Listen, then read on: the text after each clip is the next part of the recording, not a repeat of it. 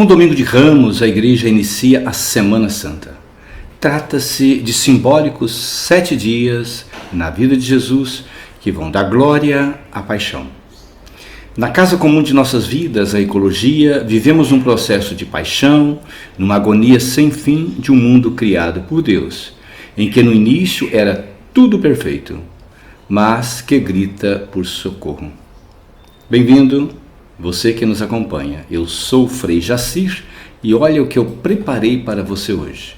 Ramos de esperança, paixão e ecologia na Semana Santa.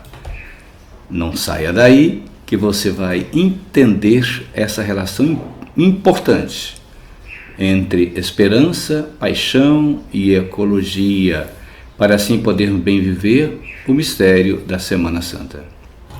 Portanto, esperança, paixão e ecologia na Semana Santa, na vida de Jesus e na ecologia, são temas que se entrelaçam em nossos dias. Qual o significado do Domingo de Ramos na vida de Jesus? Por que ele quis entrar em Jerusalém? Por que os fariseus pedem a Jesus para calar o povo? Por que as pedras clamarão? Qual a relação disso com a ecologia? Estamos vivendo de fato uma ecologia integral? Vamos lá tentar responder a essas perguntas. Pois bem, a comunidade de Lucas, no capítulo 19, versículos de 28 a 40, relata a entrada triunfal de Jesus em Jerusalém, ainda que sua carruagem de rei era um jumentinho. Assim como o povo saudara o rei Davi 1000 anos antes, por ter conquistado Sião dos Jebuseus, como está em Samuel 2 Samuel 5, 6, 16, os judeus do tempo de Jesus o saúdam à sua passagem gritando: bendito o rei que vem em nome do Senhor. Panos e ramos de palmeiras, conforme o relato de Mateus 21:8, foram jogados para ele passar. A comunidade cristã conservou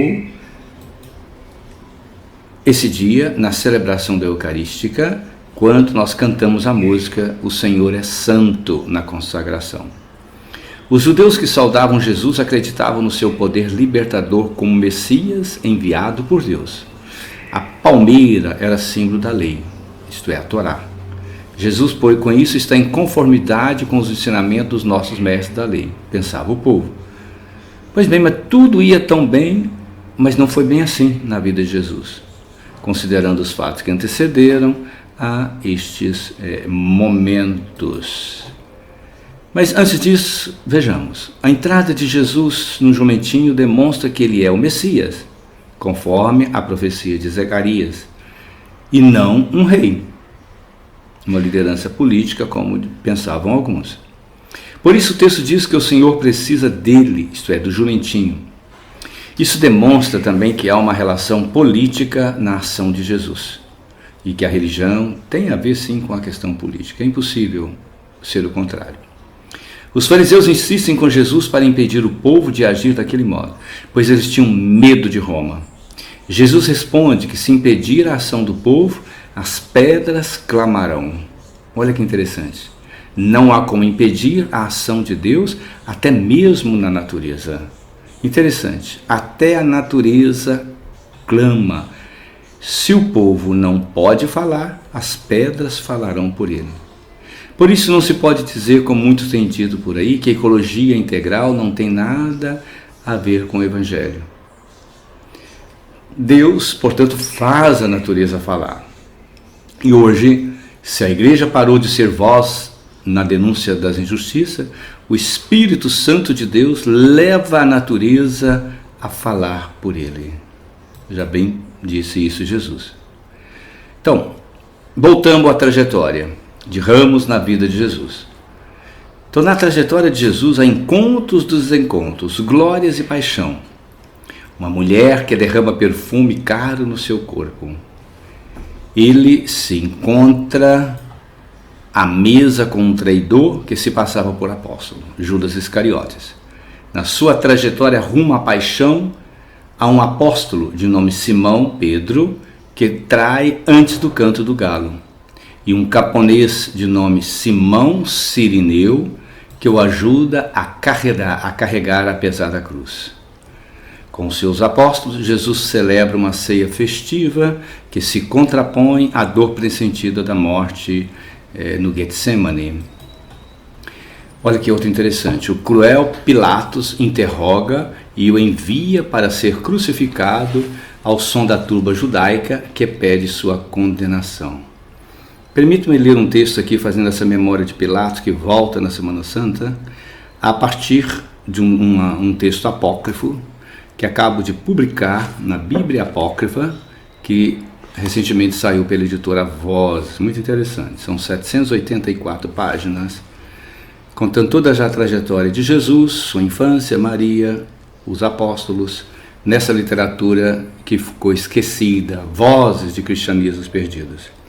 Aqui diz assim, na sentença de Pilatos contra Jesus: Pilatos, também chamado de o monarca invencível na Olimpíada do ano 121. Ele decreta que Jesus, filho de Deus e da Virgem Maria, deveria morrer na cruz no meio de 2 ladrões e homicidas, no dia 25 de março. Ele ainda sentencia que Jesus deveria ser pregado com cravos, como se usa com os réus, pois ele reuniu em torno de si muitos ricos e pobres, causou tumultos por toda a Judéia, fazendo-se filho de Deus e rei de Jerusalém, ameaçando trazer a ruína para a cidade e o seu sagrado templo, negando o tributo a César e tendo ainda tido o atrevimento de entrar com palmas, olha a relação aqui com ao evangelho deste domingo, em triunfo e com parte da plebe na cidade de Jerusalém e no sagrado templo. Pilatos delega o seu primeiro centurião, Quintino Cornélio, que levasse Jesus Cristo amarrado pela cidade, saindo da porta sagrada até o monte público da justiça, chamada Calvário. Durante o percurso, Jesus Cristo, vestido de púrpura, deveria ser açoitado e coroado com alguns espinhos, carregar a própria cruz nos ombros, para que fosse exemplo para todos os malfeitores. Ao ser pregado na cruz, Pilatos ordenou que fosse colocado um título em 3 idiomas, hebraico, grego e latim: Iesus Nazarenus Rex Iudeorum, Jesus Nazareno, Rei dos Judeus. Então essa foi a atitude de Pilatos, bem conservado pela comunidade, até mesmo os escritos apócrifos. Então, no Calvário do Gólgata, Jesus encontra na sua hora derradeira, desse processo de encontro com as mulheres de sua vida, com sua mãe Maria e sua tia Maria, esposa de Cleofas, sua amada Maria Madalena, sua amiga Salomé.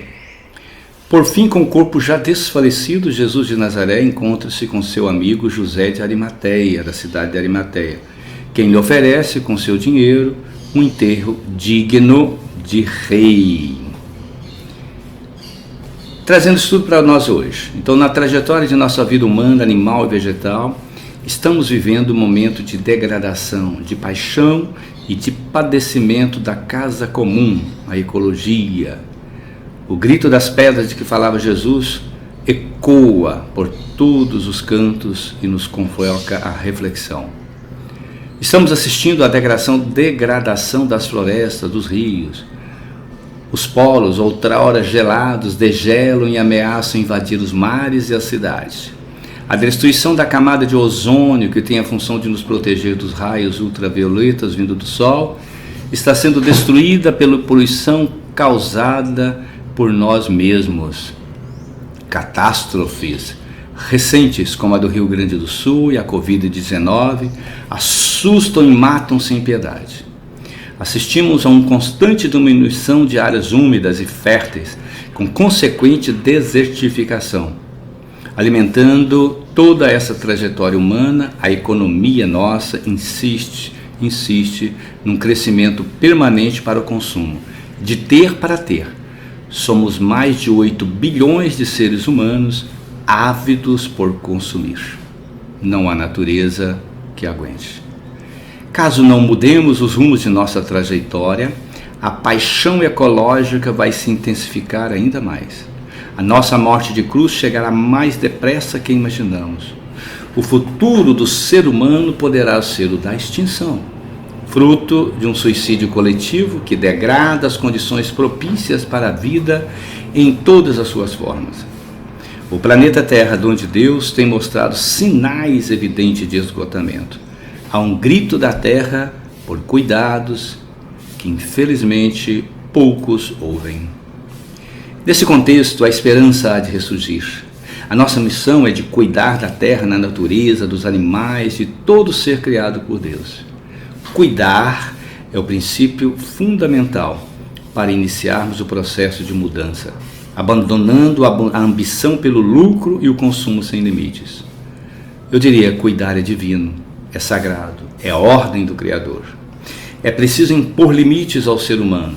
Crime contra a natureza é crime contra nós mesmos, correto? É preciso uma mudança de mentalidade e de práticas. Isso é Páscoa, isso é ressurreição. A Quaresma leva e levou muitos de nós a fazerem penitência. E eu te pergunto, que tal uma penitência ecológica constante? Que tal uma penitência ecológica constante? Como é isso? Você deve estar se perguntando. E eu respondo, ela está no uso consciente da água, fechando a torneira ao escovar os dentes, reutilizando a água sempre que possível, ter eficiência energética, optando por lâmpadas LED, desligando os aparelhos da tomada quando não estiver em uso e aproveitando ao máximo a luz natural. Cada ação pequena faz a diferença. E a soma desses esforços coletivos pode transformar um futuro do planeta.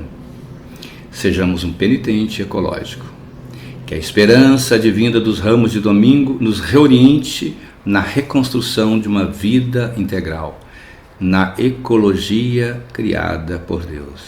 Amém, amém, amém. Se foi útil, compartilhe esse vídeo com alguma pessoa, com alguém. E mudemos a consciência.